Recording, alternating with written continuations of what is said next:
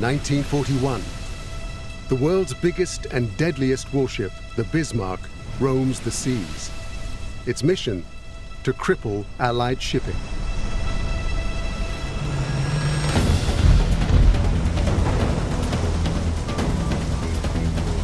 Its first victim, HMS Hood, is sunk in just 8 minutes. We couldn't believe it. Just couldn't believe it. There were only 3 survivors. This is a devastating blow to the Allies. Hood had been the pride of the Royal Navy, so to lose her quite so suddenly was a very great shock indeed.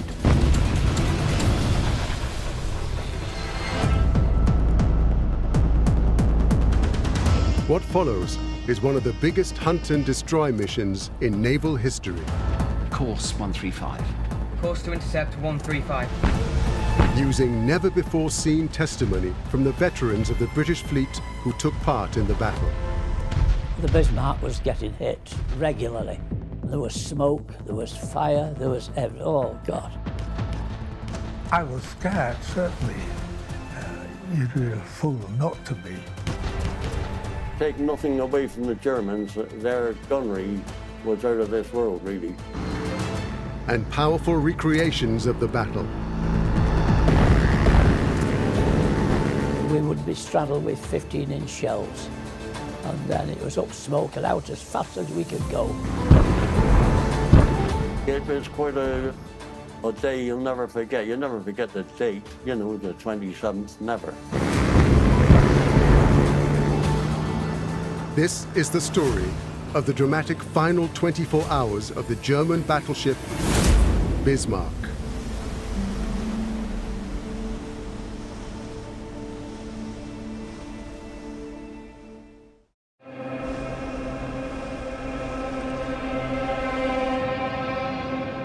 It's 1941. Germany's navy is destroying thousands of tons of merchant shipping, carrying essential supplies to Britain. There was a major threat to shipping in the Atlantic. There were several east-west convoys in the Atlantic. Hitler's plan is to win the war by starving the Allies. The convoys were being destroyed so easily and so badly that England was hungry. In fact, we were almost on the point of suing for peace because we were so hungry. 2 massive German battleships, the Scharnhorst and Gneisenau, are already decimating convoys. Scharnhorst and Gneisenau rampaged around the North Atlantic, off to Africa, came back. They sank 270,000 tons and sank 48 vessels. Now, the Nazis unleashed the mighty Bismarck into the Atlantic. 41,700 tons, 241 meters long, it is armed with 8 15-inch guns. It has a range of nearly 10,000 miles and has a top speed of 30 knots, faster than any British warship. It's the most formidable battleship yet built. And for this mission, it's accompanied by the light cruiser Prince Eugen. Their first target is HMS Hood. The Hood could do little against such might.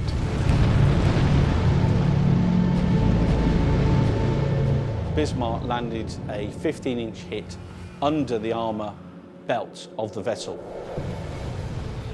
that penetrated an ammunition magazine aft at the back of the ship. This then detonated, and there was a chain explosion all the way through the ship that tore Hood apart.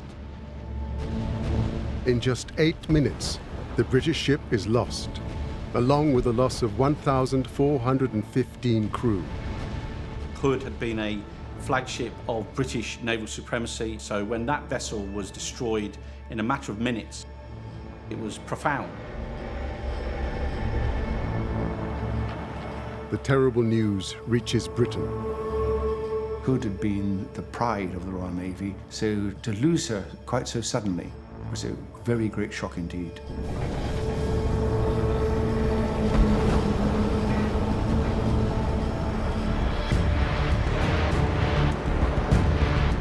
The British Navy acts quickly, and within hours, the carrier HMS Victorious locates the Bismarck and launches its torpedo bombers in a desperate attack on the battleship.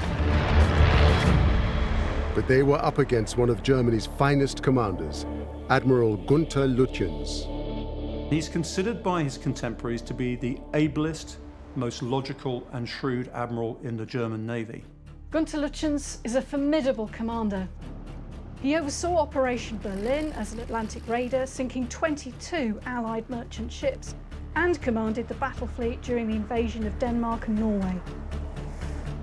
The British didn't really have an idea what he was going to do next. Was he going to prey on the convoys which were in the Atlantic? Was he going to turn back towards Norway like some of the raiders had done? Or was he going to make for France like the Scharnhorst and the Gneisenau? The valiant torpedo bombers scored one hit, but failed to disable Bismarck.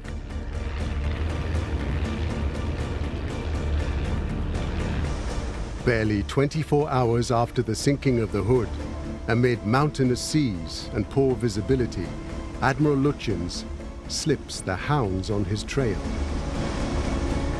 So once again, Bismarck is on the loose.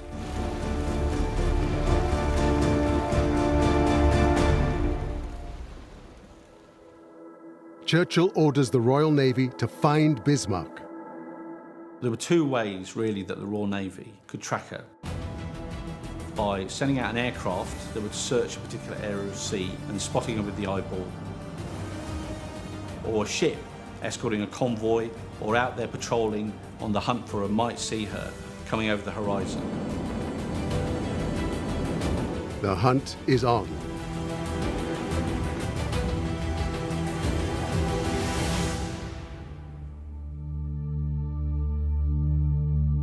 The Women's Royal Navy Service intercepts wireless messages sent from a German warship to its naval headquarters and Hitler.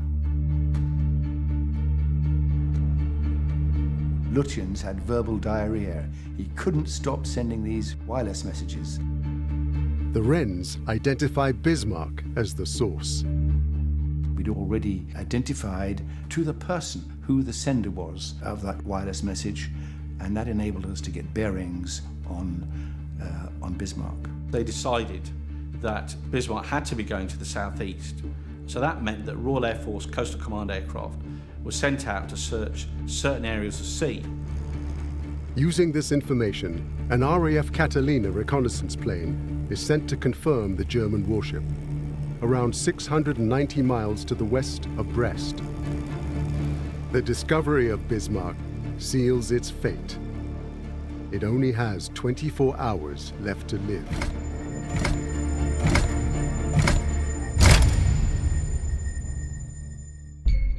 The Admiralty orders warships across the Atlantic to converge on Bismarck's position. Sailing up from Gibraltar is Force H, a battle fleet that includes the aircraft carrier HMS Ark Royal. Coming down from the north is the Home Fleet, led by Admiral John Tovey aboard HMS King George V. He commands the British forces hunting Bismarck. Tovey is a classic example of the sort of product that the Royal Navy produced from the start of the century. He's solid, he's dependable, he's professionally very adept. Among the vessels seeking to join the Home Fleet and confront Bismarck is the battleship HMS Rodney, commanded by Captain Dalrymple Hamilton. Captain Dalrymple Hamilton was from a distinguished military family of Scottish aristocrats who knew the Bowes-Lyons family well, and indeed Dalrymple Hamilton had known Queen Elizabeth since childhood. To the south, Force H is approximately 75 miles to the east of the German warship. Aboard HMS Ark Royal is 21-year-old Terry Goddard, one of the observers in a squadron of Swordfish torpedo bombers. Terry Goddard is typical of the aviators of his day. Very pragmatic, matter of fact, there's a job to be done and he's just going to get on and do it.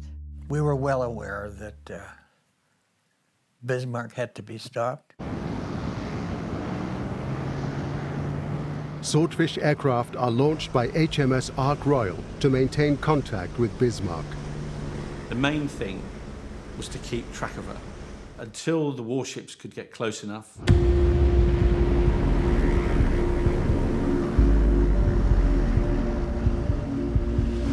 When they arrive, the Swordfish are spotted by German lookouts. And whenever they get in range, Bismarck's anti-aircraft guns open fire. The planes weave and dodge the flak. Admiral Lutjens now knows that enemy warships are on his tail. He must escape the Allied pursuers and reach safety.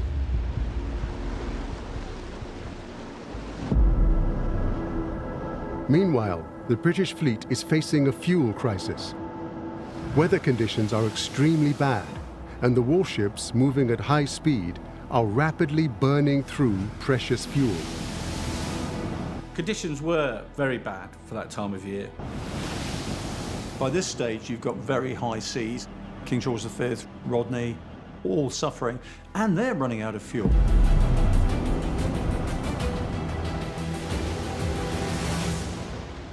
Aboard HMS Ark Royal, the Swordfish have returned from their reconnaissance mission.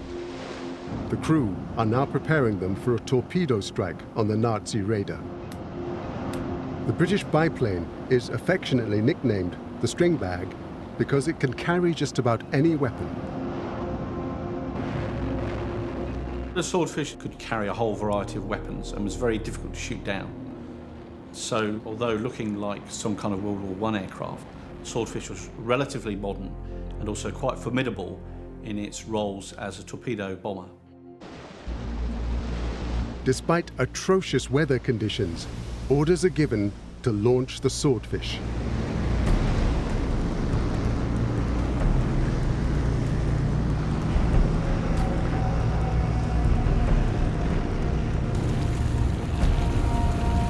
In poor visibility, they spot what they believe is the Bismarck and begin their attack. But in fact, this is the British cruiser Sheffield, which is shadowing Bismarck. Now, for heaven's sakes, the Sheffield is a two-stack, 11,000-ton cruiser. Bismarck is a single-stack, 50,000-ton battleship, 3 times the size of Sheffield, and they attack the Sheffield. The Sheffield's commander, Captain Charles Larkham, manages to avoid the torpedoes, and he restrains his anti-aircraft gunners from firing on their own planes. Terribly sporting and not firing on the idiots that were attacking them.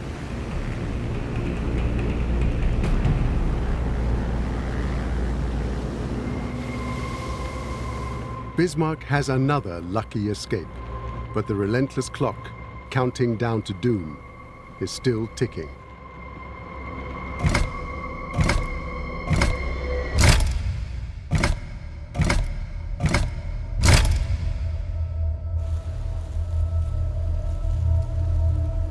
The Swordfish biplanes have returned to Ark Royal after their mistaken attack on HMS Sheffield. Admiral Tovey is now burning precious fuel as his fleet battles rough weather trying to catch up with the Bismarck. Admiral Tovey and Captain Dalrymple Hamilton were both worried that if they went too fast, then they would simply have to stop the pursuit of Bismarck, because you can't have a battleship running out of fuel in the middle of the Atlantic. The British warships converge from all directions. Aboard his flagship, King George V, Admiral Tovey now has the concentrated firepower necessary to destroy his target, the Bismarck, if he can just catch up.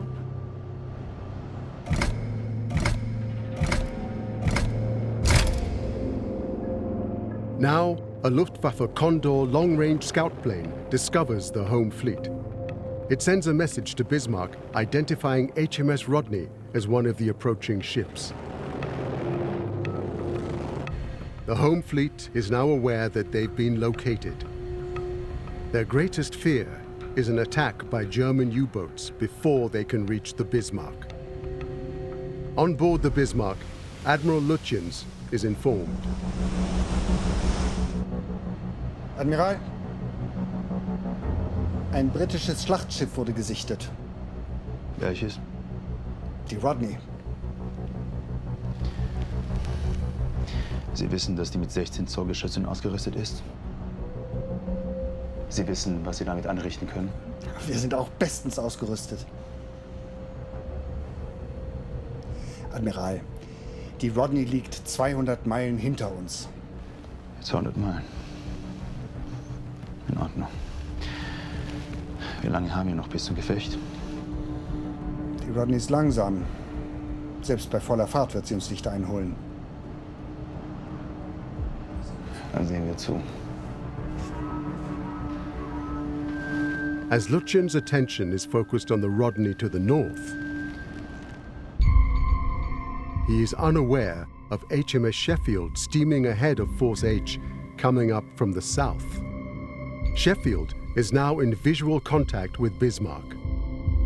She cautiously edges her way around the distant German battleship. Sheffield reports the speed and position of Bismarck to the home fleet. Now Admiral Tovey knows that the Bismarck is travelling too fast for the British fleet to catch her. New orders are issued. The Swordfish torpedo bombers must target the propellers and rudders in a bid to disable her and slow her down. This is a highly dangerous mission. The mighty Bismarck bristles with guns. All will be brought to bear against the Swordfish. The odds are stacked against the pilots. Well, I think we knew we were living fairly fast. I don't think we had any fear of dying. Generally, the guys who bought it just got married or just had a baby.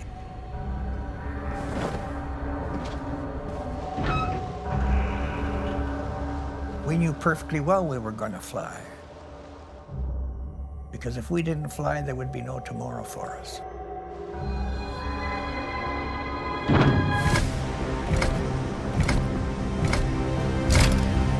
Once again, despite the stormy conditions, Ark Royal's aircraft launch. As far as flying off the Ark Royal, there's no other aircraft could possibly have taken off and landed in the conditions which we did. And while 3 squadrons of Swordfish head towards the German warship, enemy commanders in France have ordered its U-boats to rendezvous with the Bismarck.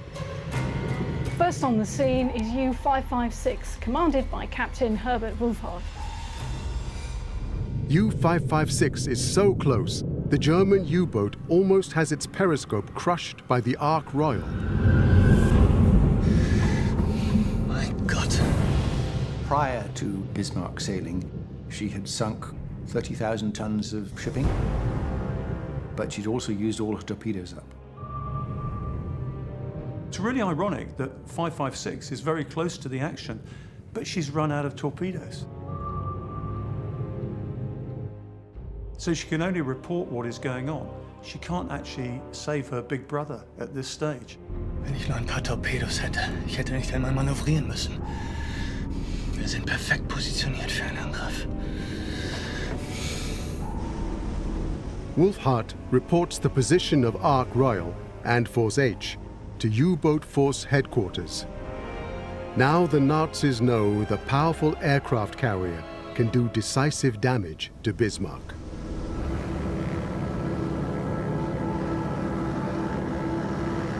The squadron of British torpedo bombers begin their attack runs.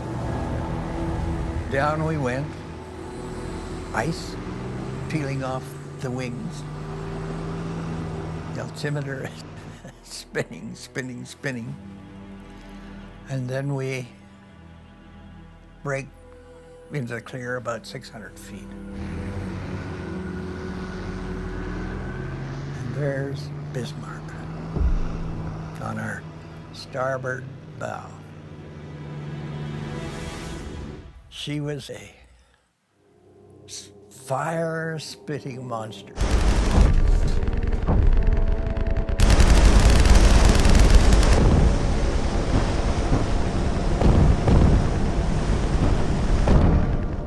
around us, there is thundering noise. The whole aircraft shook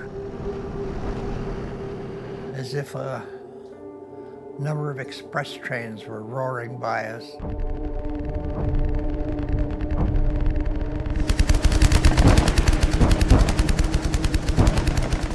She was just ablaze with everything firing at us. And she was illuminated. Awesome. But this ship was just magnificent. It looked exactly like a battleship should look like. I mean, scary and everything, but oh, it's just a beautiful ship. The flak was bursting well above us.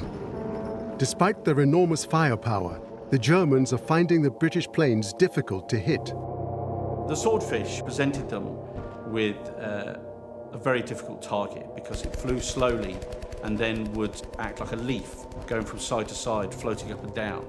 They found that very difficult to shoot down. The Swordfish is one magnificent airplane. Now they must hit the steering and disable Bismarck at any cost. You're not thinking you're going to be killed. You're going to hit the bastard and that's it. We got as low on the deck as we could, which was low, and went straight in. At about 1,200 yards, we dropped the torpedo.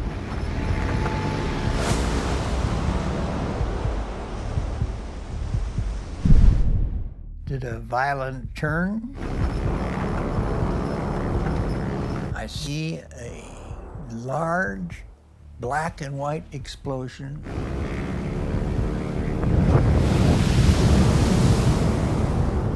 It's high and wide. Obviously, it's a torpedo hit. There's no other aircraft anywhere near us, and there's no doubt that it was the torpedo that we had just dropped. The returning Swordfish crew excitedly claim a strike against Bismarck, but doubts remain. Command was very reluctant to believe that we had scored a hit. They wanted more confirmation than just these young, enthusiastic aviators claiming they had the glory. Then a report comes in from Sheffield. Bismarck is steering erratically and has changed course from southwest to northeast, on a collision course with the British fleet. It was when Bismarck suddenly turned and instead of heading away from the oncoming British battle fleet, she sailed towards it, or appeared to be sailing towards the enemy, and this seemed a bit of a crazy thing to do.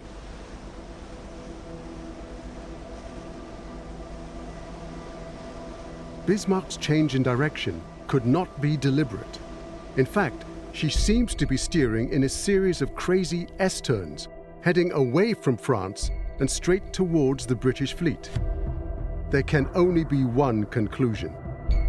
That meant Bismarck had very little control over her destiny, even though her propulsion was working. She couldn't steer.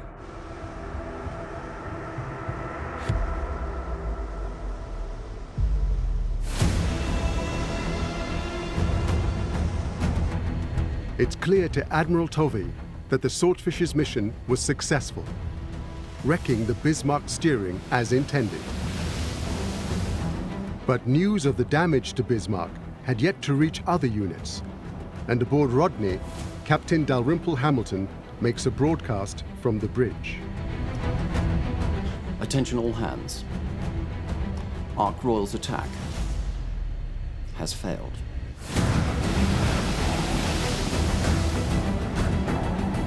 But then, he receives new orders from the flagship. Sir, King George V signals that Admiral Tovey is ordering a course to intercept the enemy. Ring on, full speed ahead. Revolutions for 23 knots. Course 135. Sir. Course to intercept 135. Very good. Course 135.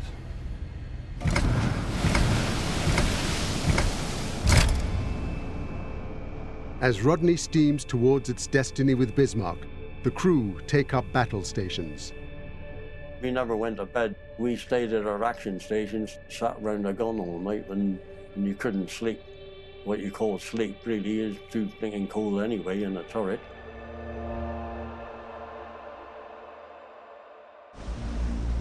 Meanwhile, Bismarck's crew work frantically to repair the damage to the stricken vessel's rudder.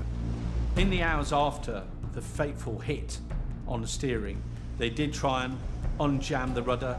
They tried to put divers down into the compartment to free the rudders. They even talked about putting people over the side, but the weather was so bad that they were being flooded in the engine compartment. 20-year-old Len Nicol sees the Bismarck floundering. She was wallowing around in circles. She was a sitting duck as far as we were concerned. After that torpedo strike, her fate was sealed. Bismarck is now unable to escape a battle, an injured animal with a pack of wolves gathering to tear her to shreds.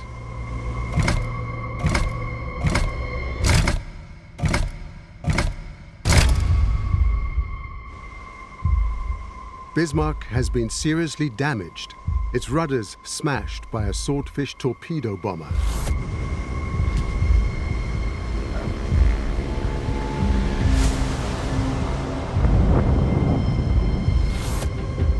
Steering out of control, it's heading straight for the British fleet.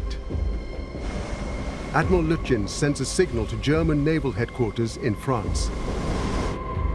Das Schiff ist nicht manövrierbar. Wir kämpfen bis zur letzten Granate.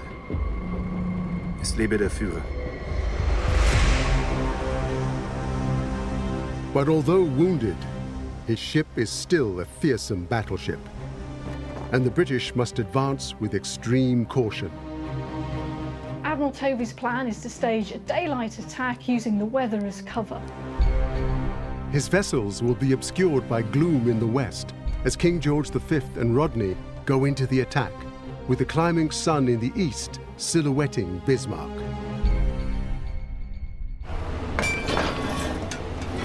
The order is given to fire at will.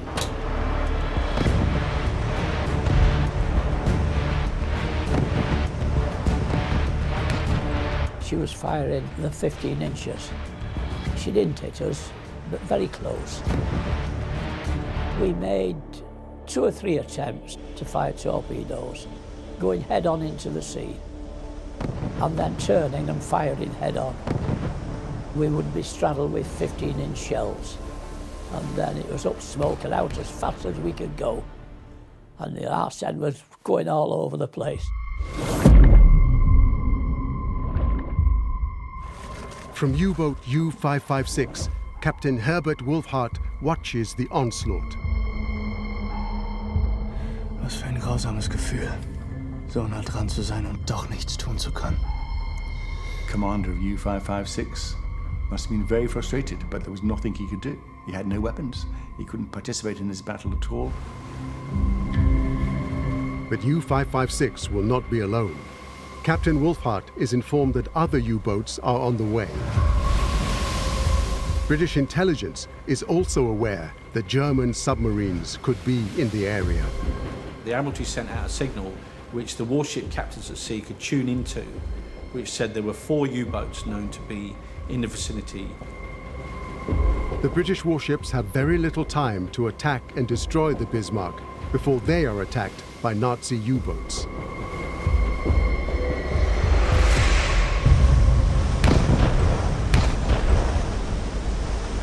Aboard Bismarck, Admiral Lutjens believes all hope is lost and signals to have his war diary collected by a U-boat. One of the things that Lutjens was really keen to do was that his war diary should survive, to show the High Command that he'd done exactly the right thing in every case. His message is transmitted to German High Command. As the home fleet prepares for the coming battle, Len Nicol considers his chances of survival. If The Rodney was, say, heading straight towards the ship, to the enemy, and they fired and hit the Rodney up for it. It could have caused the same damage as it did to the hood.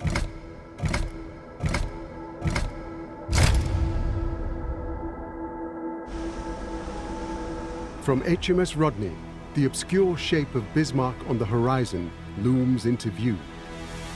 To me, it was quite a day you'll never forget. You'll never forget the date, you know, the 27th, never. The British fleet take up attack positions. King George V and HMS Rodney move in from the west, with Dorsetshire coming from the east and heavy cruiser Norfolk joining the battle from the northeast. Bismarck is confronted with the chilling sight of King George V and HMS Rodney.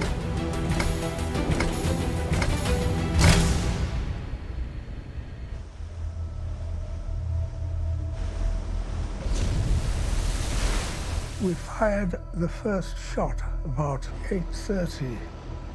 A single shell is hurled at the Bismarck to test accuracy. The range, around 13 miles. It splashes wide of the target. Then, with calculations adjusted, Rodney's big guns send their shells towards Bismarck.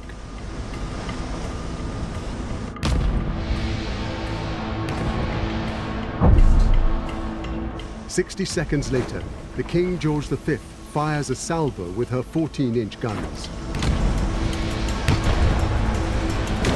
The British shells miss their mark, creating gigantic splashes around the Bismarck, but causing no harm. Captain Lindemann concentrates on knocking out the most dangerous of his opponents, HMS Rodney.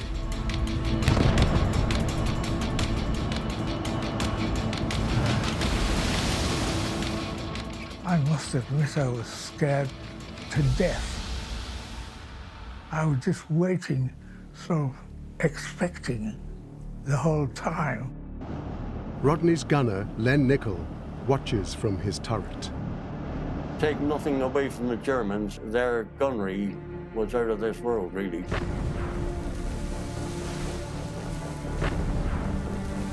You could see the shells coming towards you, and you could see our shells going away from us. You could be blown away any minute. As Bismarck's shells plunge in, smoke obscures the fate of HMS Rodney. Due to very clever maneuvering, our captain, Dalrymple Hamilton, avoided shells. The Bismarck fails to score a hit on the Rodney, a testament to the skill of Captain Dalrymple Hamilton. You get a salvo landing all around you, and he would just shift his ship almost if he knew where the next shot was coming. He was very astute.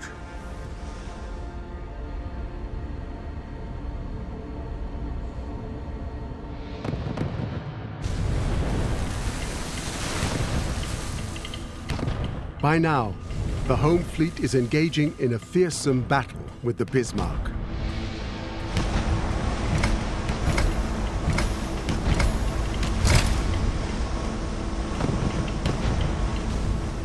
It was a long battle and very frightening. I was 20, I think, at the time, and I must admit I was scared to death. The fleet is firing on Bismarck with high explosive shells. With high explosive, a shell will go in and then explode inside the ship. But they aren't very effective because the German battleship is so well protected with armor. The order is given to switch to armor-piercing shells. Armor-piercing shells will literally do what it says on the tin. They'll go through. And with a ship like Bismarck, some parts were so vulnerable that the armor-piercing shells went straight through like a knife cutting through butter. They would just go in and cause carnage. The torrent of shells from British guns inflicts serious damage on Bismarck.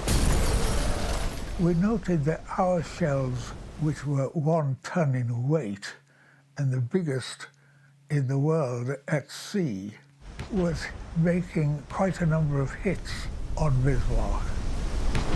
The Rodney is the closest to Bismarck. I would say she was about 2,000 yards away from us, no more. Some of the lads on the AA guns could have hit her with potatoes.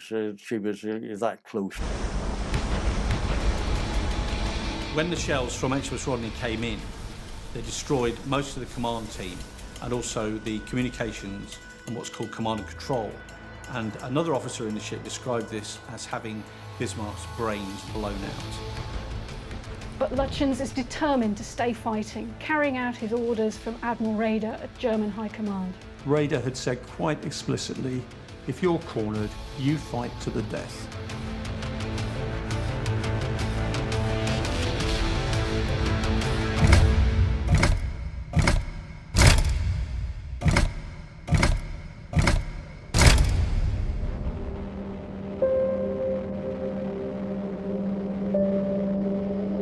Weather conditions in the Atlantic have finally improved enough for the Swordfish to fly. Terry Goddard is circling Bismarck.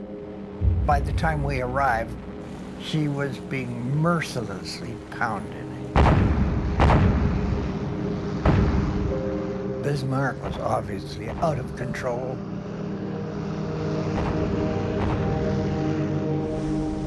After her long dash from the south, the heavy cruiser Dorsetshire storms into the fight. Swinging broadside, she fires all her 8-inch guns. The bridge and the gunnery command positions in the forward section of the Bismarck are being shredded.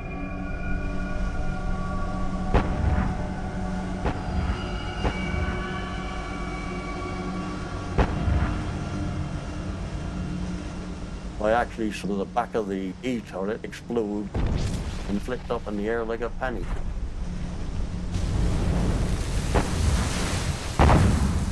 Shelling is relentless.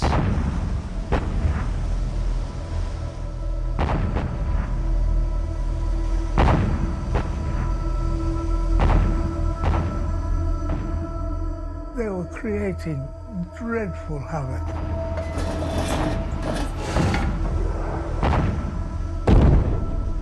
The Bismarck was getting hit regularly. There was smoke, there was fire, there was oh God.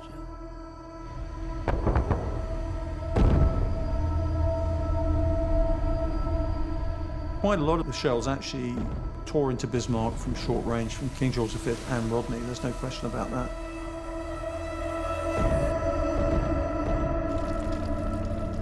I saw the ship itself burning from stem to stern.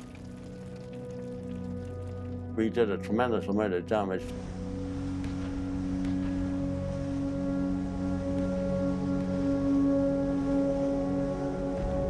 It's highly likely that Lindemann and Lutjens were killed within 20 minutes or so of the battle starting. So when the brains were blown out, that included the command team. All Bismarck's big guns are now silent. Once you get a lot of percussive shells hitting a ship, particularly armor-piercing ones, it distorts the ship. You can't get through hatches, people are disorientated. The battle is turning into a massacre. Hundreds of German sailors were jumping off the burning inferno that was the Bismarck, desperate to escape, but with little chance of survival. Some people aboard Rodney, and I think including the captain, felt rather sickened by the whole process and wanted it to end. It was ugly. It was dirty, in my opinion. You might almost classify it as murder. It was slaughter. It was dreadful to see. Hardy came on the bridge and said to the captain to stop, desist, just firing shells at a ship that can't reply. Captain Hamilton said, "You go and mind your own business and get off my bridge." Captain Dalrymple Hamilton has no choice but to continue firing, as he has strict orders to sink Bismarck. But also, Bismarck is flying its battle flag, a sign that it's not surrendering. It's still ready to fight. I recollect, it seems to be in my mind, the battle flag flying above this smoke. They had this swastika on the main mast and this great big one on the foremast.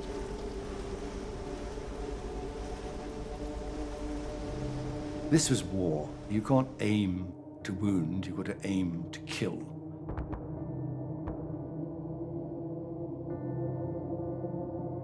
The Bismarck had to be sunk. It wasn't just to be left crippled. Should have been repaired and got out again. Time was also running out for the British fleet. They know German U-boats and warships are heading towards them. King George V and Rodney and all the other ships want to finish the job because they're running out of fuel. They do not want to be out there in the Atlantic at the mercy of U-boats. This is a mighty battleship that so far has resisted being sunk. You want to get rid of it. There's no question about that. So the signal went out then for anybody with torpedoes to go in and end the Bismarck's agony.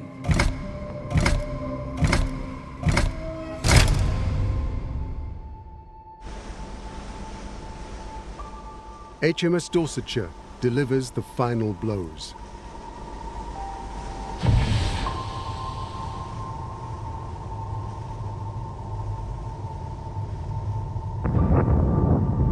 I wouldn't have liked to have been on that ship.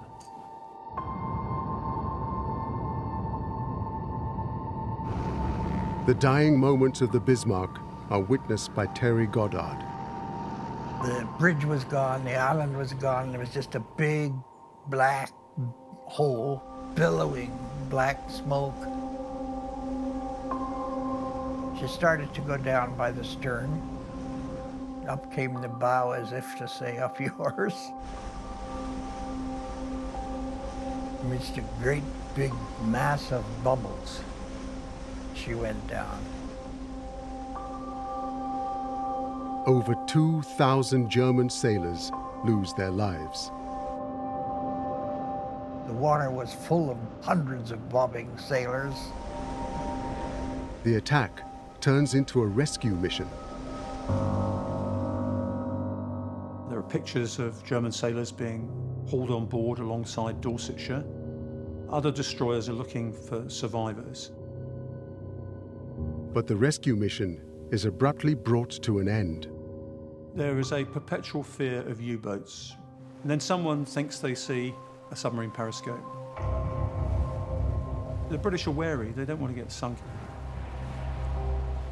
The captain of the cruiser that was picking these chaps up realized that, you know, he had to move away, otherwise he'd be sunk as well.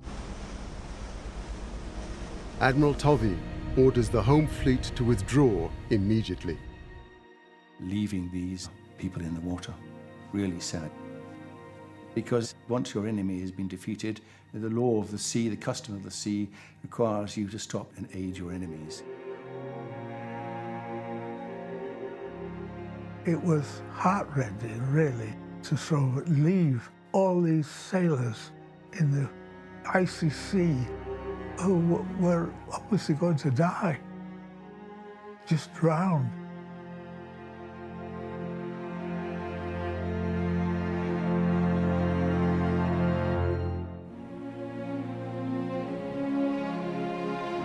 The sinking of the Bismarck has far-reaching consequences for Germany. The effect of the sinking of the Bismarck was to stop Atlantic raiders coming in, like the Admiral Scheer, like Tirpitz, or the Scharnhorst and Gneisenau, ever doing that again. With the sinking of the Bismarck, America realizes that the British cause is worth helping with crucial war supplies. Sinking of Bismarck was a pivotal moment because it showed not only the world that Britain wasn't a lost cause, but ending Bismarck encouraged President Roosevelt to carry on supporting the UK.